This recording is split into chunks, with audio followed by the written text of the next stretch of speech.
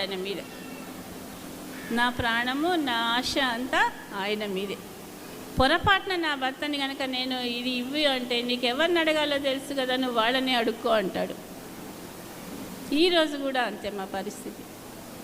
కాబట్టి ఎవరి మీద ఆశ, మనుషుల మీద అస్సలు పెట్టుకోకండి, మనుషుల మీద అస్సలు పెట్టుకోకండి. దేవుడి మీదే ఆశ పెట్టుకోండి, ఆయన కొరకే కనిపెట్టుకోండి. యెహోవా కొరకు ఎదురు చూసేవారు నూతన బలము పొందుతారు.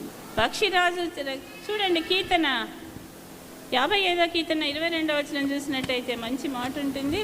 ఇది నాకు చాలా ఇష్టమైన మాట, మళ్ళీ మళ్ళీ మళ్ళీ మళ్ళీ మళ్ళీ మళ్ళీ చదువుకునే మాట.